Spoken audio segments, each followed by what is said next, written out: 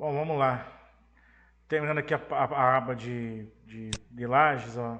A gente já achou a questão da nervura, né? Nesse caso tem duas lajes com espessuras diferentes, pode ter até mais de uma, mais de três, né? Depende de como ficar o projeto, né? Mas aqui, ó, somatório de cargas totais para vigas. A gente pega quilonewton por metro, aqui, ó. Essa carga aqui ela tá relacionada diretamente com.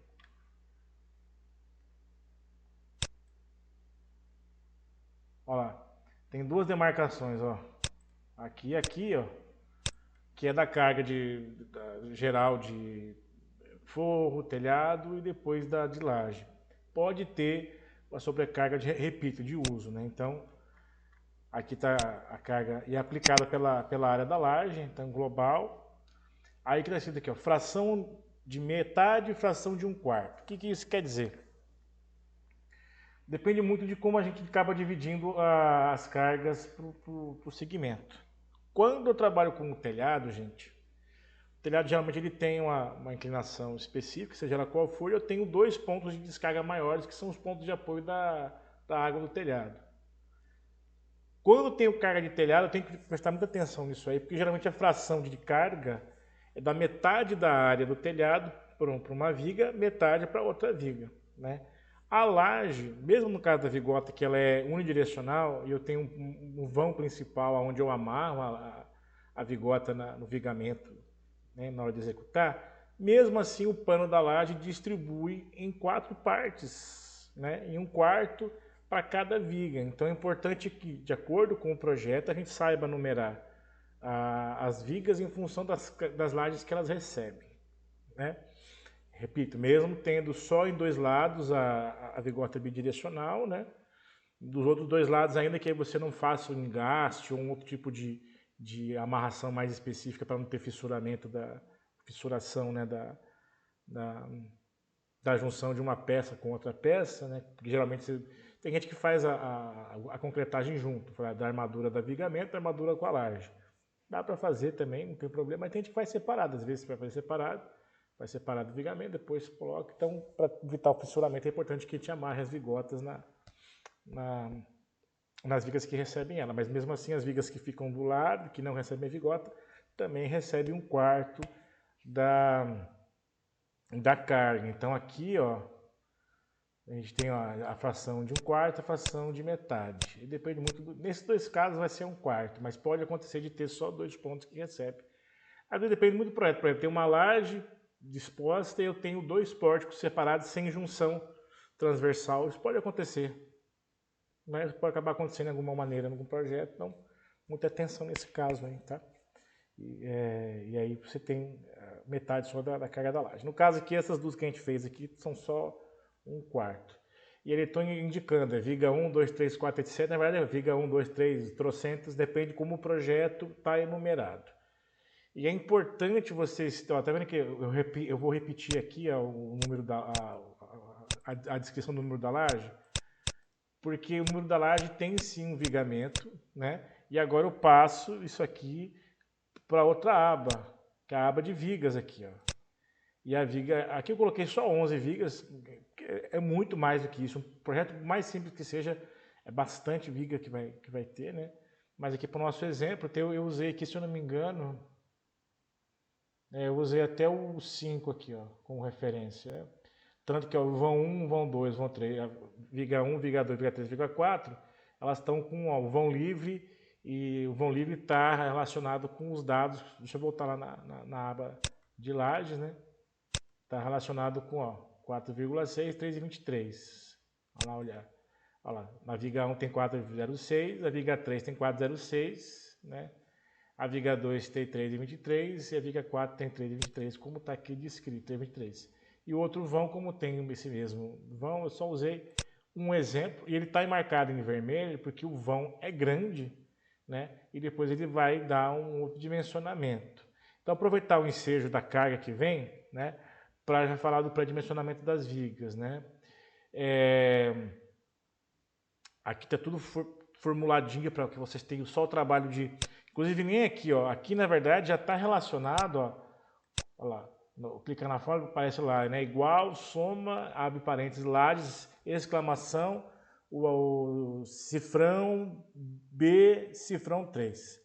Quando a gente usa cifrão no Excel, a gente põe o cifrão na frente da letra e põe o cifrão na frente da letra, que é a coluna, e põe o cifrão na frente da linha, né, que está numerada. Isso é importante porque eu mudando de local, eventualmente, precisando colocar alguma linha, ele não muda a referência. Se eu tivesse colocado só lajes, exclamação, B3, se eu copiasse a fórmula para outro lugar, ou movesse, né, a linha para outro lugar, ele ia mudar o valor.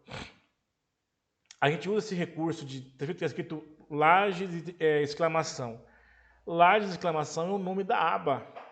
Então, quando eu quero trazer a informação de uma aba, eu escrevo o nome da aba, da página aqui da planilha, exclamação, e daí a célula que eu estou trazendo o dado. No caso, é o 406, eu não escrevi 406, eu estou trazendo o valor que eu estou lançando lá no projeto de lajes, né? Deixa eu ligar aqui em lajes, ó. O 406, ó, B3, né? 406, esse é o valor que eu alimentei, né, manualmente, mas aqui eu já posso trazer a referência automática. O cuidado de vocês é na hora de organizar as linhas, né? As colunas vocês não mudam, que as colunas estão organizadas em relação ao procedimento de dimensionamento, vocês não precisam mudar, mas as linhas sim vocês vão acrescentar para mais ou para menos, né, de acordo com o projeto, como eu estou mostrando aqui na linha, né? Tanto para as lajes, quanto para as vigas, quanto para os pilares, quanto para as sapatas, né? É que existem correspondências entre eles. Então as vigas têm correspondência direta, quase que direta com as vigas, né? Principalmente no que diz respeito aos seus vãos. Então, quando a gente termina lá no final da aba de lajes aqui, ó, e discriminar, justamente porque a gente, é uma maneira da gente se informar o que a gente vai trazer de informação, né? Do vão das vigas, né? Que são os vão das lajes, né? Para o dimensionamento. Então, ele já está trazendo, beleza, 406, 323 e 656, né? Está vindo de lajes. Isso aqui é interessante para a gente pegar lá. Então, alimenta lá na primeira aba em lajes para não precisar mudar, né? E muito cuidado na hora de organizar aqui os dados. Esses outros dados, eles são então, manuais. Acho que depende, ao invés de configurar a planilha, talvez alguns de vocês vão ficar lá, não, vamos meter a linha aqui mesmo, copiar a fórmula e preencher manualmente. Tá bom, não tem problema, não tem problema. Mas isso aqui é uma maneira de eu automatizar, né, o processo de dimensionamento sequenciado. Mas beleza, cada um escolhe como é que faz, né? Então aqui, ó, BW, que é a largura base da viga, que é o lado menor, aqui eu alimento manualmente, né? E ó, você vê que aqui eu mudei, ó, 66, 60 e tem 2 aqui. Mas o que é? Isso aqui tem duas fórmulas, ó. A altura, esse aqui é papel de dimensionamento. A altura da viga é 1 dividido por 10, 1 dividido por 12,5. Geralmente para 25 MPa a gente usa 1 por 10. Mas dá para a gente adaptar um 1 por 12,5 também, de acordo com como depois a gente vai fazer as armaduras, né? Então tem como a gente fazer essa adaptação. 1 por 12,5 seria, em termos gerais, para 30 MPa, mas dá para a gente adaptar para 25 MPa. Então, e aqui eu tenho uma fórmula, ó, em ambos os casos. Então, eu estou com arredondar para cima, né? B3, deixa eu clicar aqui para destacar, é o vão livre dividido por 10, e esse 2 aqui é para arredondar duas dízimas periódicas, né? Mesma coisa aqui, né? Aqui eu coloquei uma dízima periódica porque ele põe para centímetro, né? Eu podia ter colocado aqui também, mas tá bom. Não é nada não. Aí a gente faz. Vamos olhar nisso aqui. 2.